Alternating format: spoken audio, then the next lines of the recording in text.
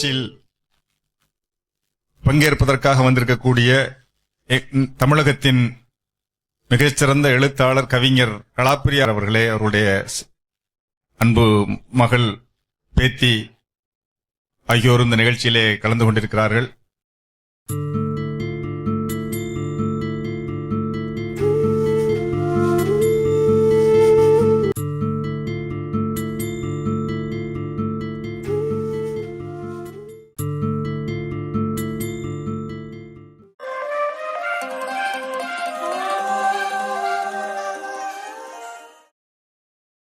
தமிழர்களின் தொன்மையான மொழியையும் பண்பாட்டையும் எழுதிச் செல்லும் தன் பொருளையும் தென்பொதிகையும் நடைபோடும் நிலப்பரப்புக்கு சொந்தக்காரர். திருநெல்வேலி சுடலைமாடன் கோயில் திருவெங்கும் வீசிய இலக்கிய ஆளுமைகளின் சுவாசக்காற்று 28ஆம் எண் வீட்டுக் கதவையும் தட்டியது. அது ஜன்னலின் வழியாக தமிழ் சேனையை தொட்டு வைத்துவிட்டு போனது. அந்த குழந்தைதான் TK சோமசுந்தரம் என்ற கலாப்பிரியா. கல்லூரி காலங்களில் கவிதை எழுதத் தொடங்கிய அவர் பலரின் கவனத்திற்குள்ளும் அகப்பட்டது 1969 மறைந்த பேரறிஞர் அண்ணாவின் இரங்கல் கூட்டத்திற்காக எழுதிய இரங்கற்பா கவிதைதான். எழுத்தின் மீதான ஈர்ப்பை ஏற்படுத்தியவர் எழுத்தாளர் வண்ணதாசன். என்னுடைய மேட்டு நிலம் என்ற கவிதை கசடதவர இலக்கிய இதழில் பிரசுரமான கலாப்பிரியாவின் முதல் கவிதையாகும். மகாகவி பாரதி, புதுமை பித்தன், பிரமிழ் ஆகியோரின் வரிசையில் கவிதை, கட்டுரை, சிறுகதை, நாவல் என பல திசைகளிலும் கிளைவிட்டு மனம் பரப்பி வரும் கலாப்பிரியா புனைவும் இயல்பும் பகடியும் தன் எழுத்தில் செய்வது தனித்தன்மை. முதல்ல கவிதை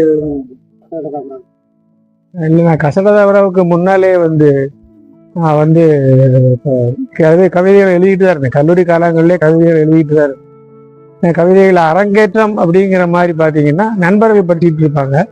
அது கொஞ்சம் கிட்டத்தட்ட ஒரு கேலி துணியில் உள்ள கவிதைகளாக இருக்கும். அது ஆனால் நல்ல ஒரு காத்திரமான கவிதை அப்படின்னு பார்த்தீங்கன்னா, அண்ணா இறந்த சமயத்தில் ஒரு ஊர்வலம் அஞ்சலி ஊர்வலம், அதை முடிவில் வாசி பாடுறதுக்கு ஒரு கவிதை வேணும்னு போயிட்டு இருக்கும்போதே என்கிட்ட கேட்டாங்க.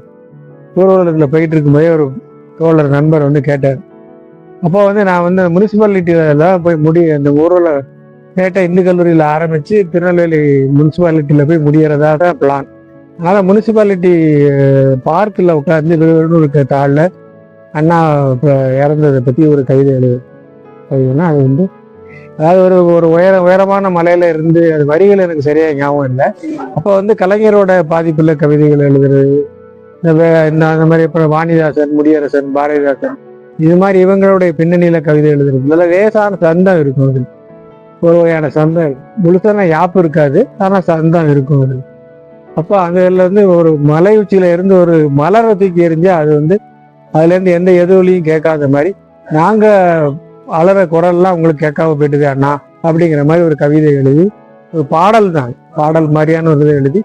அப்போ அதை ஒரு காலேஜில் கல்லூரியில் பாட்டு படிக்கிற ஒருத்தர் அருமையா டியூன் உடனே ராகம் போட்டு ஒரு விருத்தம் மாதிரி பாடினார். ரொம்ப பிரமாதமாக. அப்புறம் எல்லாரும் அதை அஞ்சலி கூட்டங்கிறதுனால கைதட்டி ரசிக்கல யாரும். ஆனால் பாடல் மீட்டிங் முடிஞ்சதுக்கு அப்புறம் எல்லாரும் இதை கேட்டாங்க, நல்லா இருந்தது, அது யாரு, என்னது, எங்க உள்ளதுன்னு கேட்டாங்க. அப்போ இவர் தான் எழுதினாரு அப்படின்னு சொல்லும்போது அப்புறம் எல்லாரும் பாராட்டு. அது முதல்ல பெரிய எல்லாருக்கும் தெரிஞ்ச ஒரு சின்ன ஒரு கவிஞர் அடையாளம் ஒட்டிக்கிடுற மாதிரியான ஒரு விஷயமா இருக்குது. அப்போ கும்பம் அப்படிங்கிற பேர்ல தான் நான் எழுதிட்டு இருக்கேன். என்னுடைய ராசி கும்ப ராசி, கும்பம்ங்கிற பேர் இருக்கு. அப்புறம் அந்த கல்லூரி முடிஞ்சப்புறம் அந்த கல்லூரி விடுமுறை சமயத்துல கிட்டத்தட்ட வண்ணநிலவன் ஒரு கையெழுத்து பிரதியை நடத்திட்டு இருந்தார். பொருணைன்னு ஒரு பத்திரிகை நடத்திட்டு. அதுக்கு கல்யாணி இது எழுதுவார், கவிதை எழுதுவார். வண்ணதாசன் கவிதை எழுதுவார். படங்களும் அட்டைப்படங்கள் மாதிரி போடுவார். அதுல படங்கள் நல்ல ஓவியங்கள் வரைவார். நல்ல அட்டை ஓவியமே வரைஞ்சி கொடுத்தாரு. அந்த இதுக்கு கல்யாணி வண்ணதாசன் தான் என்கிட்ட இதுக்கு ஒரு கவிதை எழுதி கூட வண்ணனுக்கு அப்படின்னு. இப்போ நான் அதில் அவளுக்காய் அப்படின்னு ஒரு கவிதை என்கிட்ட இருந்த கவிதை. அப்பதான் எனக்கு திடீர்னு இந்த கும்பம்ங்கிற பேரு ஒரு மாதிரியா இருந்தது. அதனால வந்து ஸ்ட்ரைக்கிங்க திடீர்னு வந்து கலாப்பிரியான்னு ஒரு பேர் வச்சுக்கிட்டு கொண்டு போய் அவர்கிட்ட கொண்டு போய் வண்ணதாசன் இருக்காங்க. அப்புறம் அதை படிச்சுட்டு வந்து கவிதையோட பேர் ரொம்ப நல்லா இருக்கு அப்படிங்கிற மாதிரி ஒரு சந்தோஷப்பட்டார். நான் அவர் எதுவும் சொல்லுவாரோன்னு நினைச்சிட்டு இருந்தேன். ஆனால் அவர் அப்படி சொல்லலை, ஒன்றும் சொல்லலை.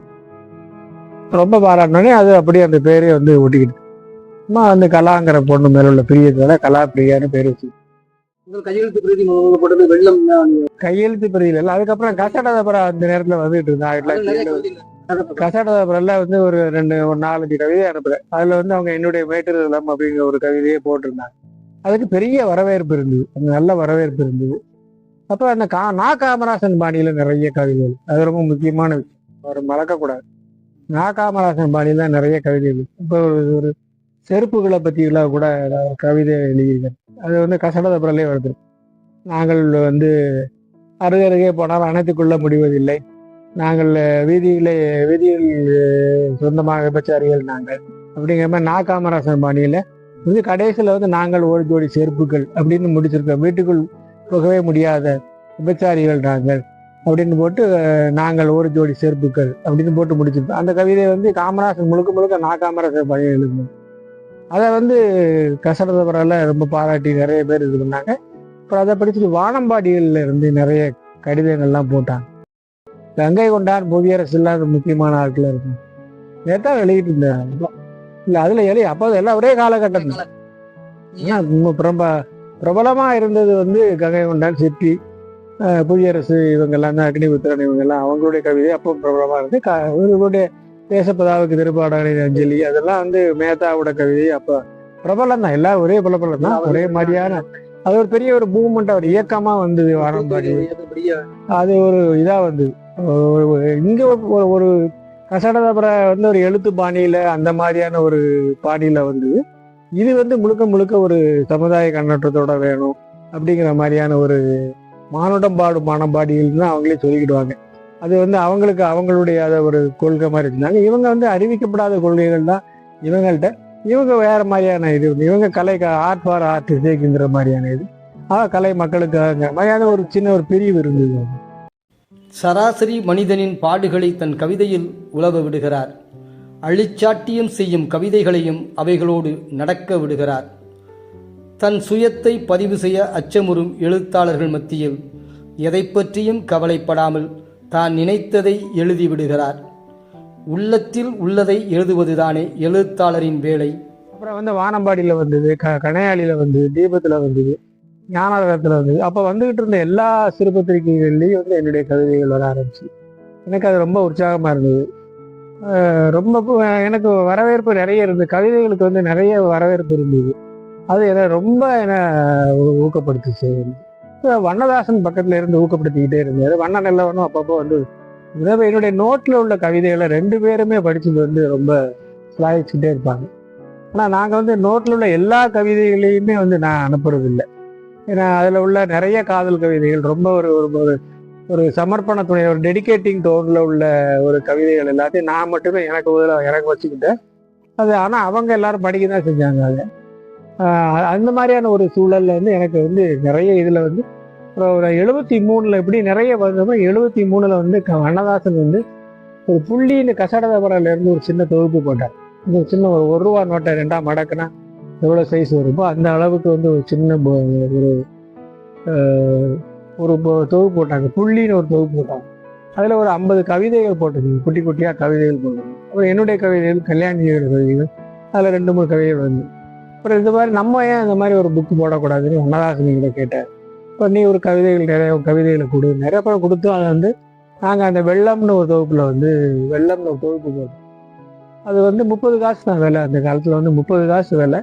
அது நிறைய வந்து ₹1 மூணு நிறுவத்து வித்த மாதிரி ₹1 3 மாதிரி கூட நாங்கள் விளம்பரம் போட்டோம். ஆனால் ₹1 வந்து ₹1 அனுப்புனாங்க. அப்போ ₹1ங்கிறது பெரிய தொகை தான். மணி ஆர்டர் ₹1 வரும். எங்கள் அப்பா வாங்கி வச்சுருப்பாங்க. நான் இப்போ கல்லூரிக்கு போயிருப்பேன். எங்கள் அப்பா வாங்கி அந்த ₹1 பத்திரமா வச்சு, அந்த அட்ரஸ்ஸு மணி ஆர்டர் கூப்பனில் இருக்கிற அட்ரஸை பத்திரமா வச்சுருப்பாங்க. எல்லாத்தையும் வாங்கி வச்சுருப்பாங்க. அவங்களுக்கு ஒரு பெரிய சந்தோஷம். ஏதோ பையன் வந்து ஏதோ உருப்படியாக எம்ஜிஆர் மன்ற ரசிகர் மன்ற லெட்டர் போட்டுக்கிட்டு இருந்தவங்க இப்போ வந்து ஏதோ இந்த மாதிரி ஒரு உருப்படியாக ஒரு வேலை பார்க்குறாங்க அப்படின்னு ஏதோ அவங்களுக்கு ஒரு சின்ன சந்தோஷம். ஆனால் எதையுமே பகிர்ந்துக்கிட்டதெல்லாம் கிடையாது. ஆனால் நல்ல நல்ல ஃப்ரெண்டு மாதிரி தான் இருப்பார். ஆனால் பகிர்ந்துக்கிட்டதெல்லாம் கிடையாது. அவர் வந்து சத்தம் போட்டதுமே கிடையாது. ஸோ இதில் வந்து வெள்ளம் வந்தது. அதுக்கப்புறம் வெள்ளத்து அதே வருஷத்துலேயே வந்து தீர்த்த யாத்திரைன்னு வந்தது. இந்த வெள்ளத்துக்கும் தீர்த்த யாத்திரைக்கும் என்னுடைய கவிதையில் டோனே ரொம்ப மாறி போச்சு.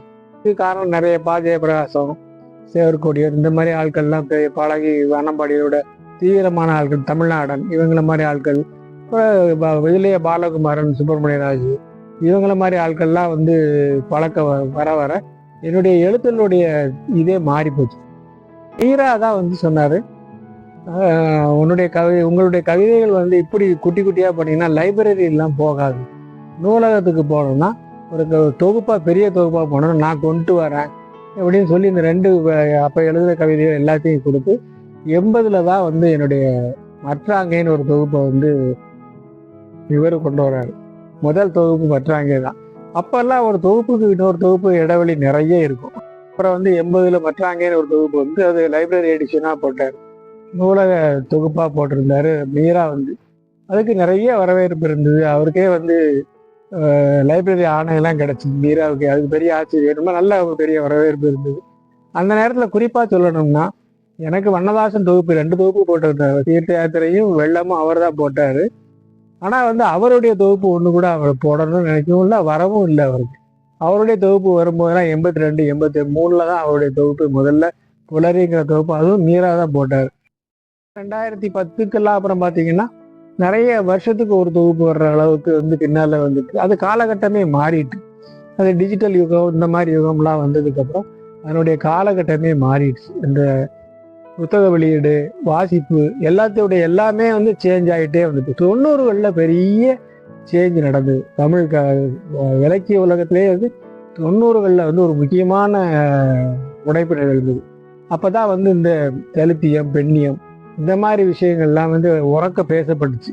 அது வந்து பெரிய பாதிப்பு இருந்துச்சு. அப்புறம் நிறைய இளைஞர்கள் சங்கராமன், நிறைய யாருன்னு பேர் சொல்ல பட்டியல் போட்டால் யார் விட்டு பேரில் யாரையாவது 90களில் வந்து ஒரு பெரிய உடைப்பு நிகழ்ந்தது. அதில் நிறைய கலைஞர்கள், கவிஞர்கள், கதையாசிரியர்கள் எல்லாரும் வந்தாங்க. அப்போ முக்கியமாக தலித்தியம், பெண்ணியம் எல்லாம் அப்போ தான் பேசப்பட்டுச்சு. எழுத்து வகையுமே எல்லாமே மாறி உடஞ்சி போய் ரொம்ப பிரமாதமான ஒரு ஸ்டேஜ் இருந்துச்சு 90லேருந்து.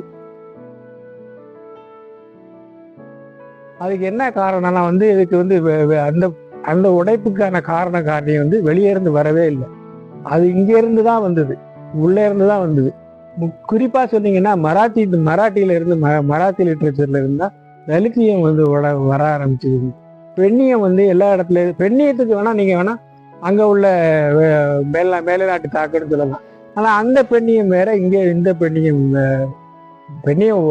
விடுதலைங்கிறது ஒன்று தான். ஆனால் வந்து அந்த அளவுக்கு இங்கே விடுதலை கிடைக்கல, பெண்களுக்கு விடுதலை கிடைக்கல. ஆனால் தலித்துகளுக்கு யாருக்குமே விடுதலை கிடைக்கவே இல்லை. ஒவ்வொரு காலத்துலையும் ஒவ்வொரு விதமான தட்டுப்பாடுகள் வந்துக்கிட்டே தான் இருக்கும். மேலே உள்ளவங்க மேலே இருந்துக்கிட்டே தான் இருப்பான். அந்த மாதிரியான ஒரு விஷயம் நடந்துக்கிட்டே தான் இருக்கும். அது ஆடாதிக்கம் இருந்துக்கிட்டே தான் இருக்கும். அதே மாதிரி ஆதிக்க ஜாதியோட இது இருந்துக்கிட்டே தான் இருக்கும் எப்பவுமே வந்து. ஆனால் வந்து உடைப்பு எடுத்து 90களில் அந்த உடைப்பு நிகழ்ந்தது. அதுக்கு முக்கியமான காரணம் வந்து எனக்கு தெரிஞ்சு அம்பேத்கர் நூற்றாண்டு ஒரு முக்கியமான காரணம்.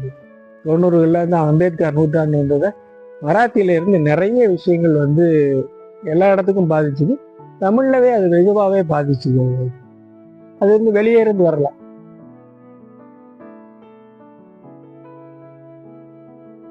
எப்பவுமே வந்து கவிதை வந்து ஒரு மொழிக்கு வந்து தன்னுடைய போதாமையை உணர்த்திக்கிட்டே இருக்கிறது தான் கவிதைன்னு சொல்லுவோம். மொழி வந்து மொழி அப்படி நினைக்கிறது இல்லை, நம்மளா சொல்றோம். அது ஒரு மொழி வந்து இப்போ பறக்குது, கொஞ்சம் பறக்கும்போது வானம் இவ்வளவுன்னு இருக்கு, இன்னும் கொஞ்சம் உயரமா பறக்கும்போது வானம் இன்னும் வானம் இவ்வளவு பெருசா இருக்காரு, இவ்வளவு பெருசா இருக்காருன்ற மாதிரி இப்படி வானத்துக்கு வந்து பறவைதான் வந்து அதனுடைய விசாலத்தை சொல்லி கொடுக்கறது, காட்டுற மாதிரி இருக்கு. அது மாதிரி தான் மொழிக்கு வந்து மொழியோட வல்லமையை காட்டுறது வந்து கவிதை தான். அது வந்து கவிதை எந்த காலத்துலேயுமே வந்து கவிதை வந்து அது அந்த தன்மையை இழக்கவே செய்யாது. அது வந்து நீங்கள் எப்படி கவிதை மாறினாலும் சரிதான், எந்த காலகட்டத்தில் சமுதாய பொருளாதார மாற்றங்களுக்கு உட்பட்டு கவிதை எப்படி மாறிட்டு வந்தாலும் சரிதான். சமுதாய இந்த மாதிரி டிஸ்இன்டகிரேஷன் சொல்லுவாங்க, சோசியல் டிஸ்இன்டகிரேஷன் சொல்லுவாங்க, சமுதாய உடைப்புன்னு சொல்லுவாங்க. அதை உடைஞ்சிக்கிட்டே இருக்கிறது, சமூக கட்டுமானம் வந்து உடைஞ்சு உடைஞ்சு மாறி மாறி நிர்மாணமாகிக்கிட்டே இருக்கும். அந்த மாதிரியான ஒரு சமுதாய உடைப்பு, சோசியல் டிஸ்இன்டகிரேஷன், அப்புறம் திரும்ப ஒரு ரீஇன்டகிரேஷன் வரும்போது வந்து கவிதைகளும் மாறிக்கிட்டே இருக்கும். அதை முதல்ல சொல்றதே வந்து கவிதை தான் சொல்லும். அதுதான் இன்னைக்கு உள்ள எழுதுகிற எழுத்துகளில் வந்து நீங்கள் தாராளமாக உணரலாம். ஆனால் உங்களுக்கு சொல்ல தெரியல, நிறைய கவிதைகள் வந்து பழைய வீரியம் இல்லை அப்படி இப்படிலாம் சொல்லுவாங்க. இல்லை, இது இருக்கதான் செய்யுது, கவிதைகள்லாம் இருக்கதான் செய்யுது. நிறைய கவிதைகள் எழுதுறாங்க. நிறைய பேர் எழுதுறதுனால வந்து நமக்கு வந்து நிறைய கவிதைகள் கிடைக்கிறதுனால வந்து அதில் நல்ல கவிதையை தேர்ந்தெடுக்கிறதுக்கு நமக்கு வாய்ப்பு குறைவாக இருக்குது. ஆனால் இப்போ நிறைய முகநூல், சோசியல் மீடியாவிலேருந்து நிறைய வாய்ப்பு இருக்குது நல்ல கவிதைகள். ஆனால் தேடி போகணும், நம்ம தேடி படித்தா நிறைய கவிதைகள் இருக்குது, நிறைய கவிஞர்கள் வந்துகிட்டே தான் இருக்காங்க. எழுத ஆரம்பிக்கிற யாருனாலும் முதல்ல நீங்க எவ்வளவு பெரிய நாவலாசிரியரோ, எவ்வளவு பெரிய சிறுகதை ஆசிரியரோ, யாரை நீங்க பார்த்தாலும் அவர் முதல்ல கவிதை தான் எழுதியிருப்பாரு. கவிதை வந்து எழுதுறதுக்கு சுலபமானது மாதிரி இருக்கும். அதனால அது எல்லாருமே கவிதையை சுலபமா எழுத ஆரம்பிச்சிருவாங்க. அதனால எப்பவுமே வந்து அப்போ முதல்ல அந்த காலத்துல வந்து புது கவிதை வளர்ச்சி அடையும் போது வந்து பண்டிதர்கள்ட்ட இருந்து அதுக்கு ஒரு பெரிய எதிர்ப்பு இருந்தது. ஏன்னா அது பூரா அது யாப்பை உடைச்சி வந்தது, இலக்கணத்தை மீறின கவிதை புது கவிதைன்னு வந்துகிட்டு இருந்த நேரத்துல அது பண்டிதர்கள்ட்ட இருந்து பெரிய எதிர்ப்பு வந்தது. ஆனா அதையும் மீறி இன்னைக்கு வந்து புது கவிதையே வந்து கிட்டத்தட்ட பாரதியில ஆரம்பிச்சதுன்னு வச்சுட்டீங்கன்னா 100 வருஷத்துக்கு மேலேயே வந்து புது கவிதைக்காக ஆயிடுது. முழுக்க நவீன கவிதை அப்படின்னு பாத்தீங்கன்னா அது வந்து எழுத்து காலகட்டத்தில இருந்து பாத்தீங்கன்னா அது அந்த காலகட்டத்தில இருந்து பிச்சமூர்த்தியில இருந்து பாத்தீங்கன்னா 70 வருஷமா வந்து புது கவிதை, நவீன கவிதை வந்து புது கவிதைங்கிறது வந்து நவீன கவிதையா மாறி நவீன கவிதை வந்து நல்ல நிலையா இருக்கு. இலக்காரமான போக்குங்கிறது வந்து இன்னைக்கு இல்லை, என்னைக்குமே இருந்துகிட்டே தான் இருக்கு. அன்னைக்குனாலுமே வந்து கம்பர் ஒட்டக்குத்தர் காலத்துலயுமே வந்து காலமேக புலவர் எல்லாம் பெரிய கவிஞரால கம்பனையும் காலமேகமும் ஒப்பு பார்த்தீங்கன்னா காலமேக புலவரே வந்து இலக்காரமா தான் பார்த்துருப்பாங்க. அதனால வந்து அந்த மாதிரியான ஒரு இது எந்த காலத்துலயும் இருந்துகிட்டே தான் இருக்கும். நான் முன்னுரை வந்து எழுதுனா ஒரு நூற்றுக்கணக்கான முன்னுரை எழுதியிருப்பேன். இந்த அணிந்துரை முன்னுரைங்கிறது நூற்றுக்கணக்கான முன்னுரைகள் எழுதியிருப்பேன். அதை வந்து எனக்கு கவிதை இப்போ கேட்டானா நான் வந்து சரி ஒரு ஆசையா கேட்பாங்கன்னு நீங்க அனுப்பி வைங்க பார்க்கலான்னு சொல்லுவேன். அனுப்பி வைப்பாங்க. அதுல எனக்கு வந்து அவங்க வந்து ஒரு 100 கவிதை அனுப்பியிருந்தாங்கன்னா எனக்கு அதுல ஒரு 10-20 கவிதைகள் பிடிச்சிருந்தா கூட நான் வந்து எழுதி கொடுக்கதான் செய்வாங்க. ஆனா அதுல இருந்து அவங்க ஒரு ஸ்பார்க் இருக்கா, அவங்க அடுத்தால தொடர்ந்து இயங்குவாங்களா அப்படிங்கிற மாதிரி எனக்கு அதுல தெரியும். அவங்க நம்பிக்கை ஊட்டுறதுக்கு காரியம் தான். நான் எழுத வரும்போது என்ன வந்து எனக்கு முதல்ல முன்னுரை கொடுத்தது கீராச்சாரம் தான் கொடுத்தாரு தேர்ச்சி யாத்திரைக்கு. அப்புறம் வேற முன்னுரைன்னு அதிகமா யார்கிட்டையும் நான் வாங்கினது இல்லை. ஒரே ஒரு தொகுப்புக்கு தான் முன்னுரை கேட்டு வாங்கியிருக்கிறேன். சுஜாதா வந்து ஒரு தொகுப்புக்கு உலகெல்லாம் சரியன்னு ஒரு தொகுப்புக்கு கொடுத்தாரு. அது போக வந்து எனக்கு முன்னுரைன்னு வந்து பெருசா யாரும் இது இல்லை, நான் கேட்கவும் இல்லை. அப்புறம் என்னுடைய கவிதைகளுக்கு நானே பொதுவா வந்து ஒரு ஒரு ஒரு முன்னுரை மாதிரி நானே எழுதிக்கணும். என்ன சொல்ல வரோம், என்ன நடந்துகிட்டு இருக்குங்கிறத, சமகாலத்துல என்ன நடந்து ஏதாவது அந்த மாதிரியான ஒரு சின்ன இதை சொல்லிக்கிடுவேன் நான் வந்து. அந்த மாதிரி எனக்கு முன்னுரை அணிந்துரையை பொறுத்தளவில் வந்து எனக்கு வந்து வெறுப்புலாம் ரிசர்வேஷன், இந்த மாதிரியான ரிசர்வேஷன் எனக்கு கிடையாது. அவங்கள உற்சாகப்படுத்தணும், ஊக்கப்படுத்தணும் அப்படிங்கிறது மட்டும்தான் எனக்கு இதா இருக்கு. பொதிகை பொருளை இப்போ இலக்கிய வட்ட சார்பா விழா கொண்டாடுறாங்க, 75 பவள விழா கொண்டாடுறாங்க. இது வந்து ஒரு கலைஞனை கொண்டாடுறது வந்து இப்போ ஜெயகாந்தன்லாம் சொல்லுவார் கலைஞனை கொண்டாடுங்கன்னு சொல்லுவார். ஒரு கலைஞனை கொண்டாடுறது வந்து அவனுக்கு வேற கலைஞருக்கு வந்து வேற விருதுகள்லாம் விட வந்து ஒரு கைதட்டல் தான் அவனுக்கு ஒரு முக்கியமான விஷயம். ஒரு சின்ன பாராட்டு தான் அவனுக்கு முக்கியமான விஷயம். அந்த விஷயத்த வந்து நல்ல முன்னெடுப்போட செய்யறாங்க. இந்த இலக்கிய வட்டத்தை வந்து நம்ம வந்து பெருசா இதை எடுத்துக்கொண்டு போகணும். இப்ப நாங்க பதிவுகள் இலக்கிய அமைப்புலாம் பதிவுகள்னு ஒண்ணு நடத்திக்கிட்டு இருந்த குற்றாலத்துல அது வந்து இனிமே அந்த மாதிரியான ஒரு குறுகின அது வந்து ஒரு 100-120க்கான ஒரு கூட்டமா இருந்தது. அது இப்போ அதுக்கான சாத்தியப்பாடு ரொம்ப கம்மி. இதே வந்து அங்கங்க இந்த மாதிரி ஒரு இலக்கிய வட்டம் நடத்தி அதுல அவங்க மாதாந்திர கூட்டமோ அல்லது வந்து ஒரு குறிப்பிட்ட இடைவெளியில ஒரு நல்ல கூட்டம் நடத்தி அதுல வந்து ஆட்களை வச்சு விவாதிச்சு வாசிச்சு நிறைய விஷயங்கள் அந்த மாதிரி பண்ணலாம். இலக்கிய வட்டத்தோட நோக்கமே அதுதான். எல்லாரும் சொல்றது தான் நானும் சொல்லுவேன். நிறைய படிங்க, நல்லா படிங்க, நிறைய தேடி தேடி படிங்க. கவிதை மட்டும் படிக்காதீங்க, எல்லாமே படிங்க. கவிதை எழுதுறவங்க கவிதை தான் படிக்கணும்னு அவசியமே கிடையாது. சிறு புதுமை பித்தனை புதுமை பித்தன்லேருந்து ஆரம்பிங்க. புதுமை பித்தன் எவ்வளவு நீங்க படிக்க படிக்க உங்களுக்கு வந்து கவிதைக்கான ஊத்து, உங்களுக்கு கவிதைக்கான பொறி அதுல இருந்து நிறைய கிடைக்கும். உங்களுக்கு நிறைய பிரமிழ் படிங்க, புதுமை பித்தன் படிங்க. எல்லாருமே நிறைய எழுதி வச்சிருக்காங்க. ஜானகிராமன் படிங்க. இன்னைக்கு எழுதிட்டு இருக்கிற பிரமாதமான எழுத்தாளர்கள் நிறைய பேர் இருக்காங்க. அந்த எல்லா எழுத்தையும் படிங்க, கவிதையை மட்டும் படிச்சுட்டு இருக்காதீங்க. எல்லா வகையான எழுத்துக்களையும் படிங்க. கட்டுரையில கூட உங்களுக்கு கவிதைக்கான பொறிகள் கிடைக்கும். அதனால வந்து செய்திகளும் உங்களுக்கு கவிதை தரும், கட்டுரையும் உங்களுக்கு கவிதை தரும், நாவலும் தரும், சிறுகதையும் தரும். கவிதை மட்டுமே கவிதை தரும்னு அவசியம் இல்லை. நீங்க எல்லாத்தையும் படிங்க படிங்க, அவ்வளவுதான் சொல்லுவேன்.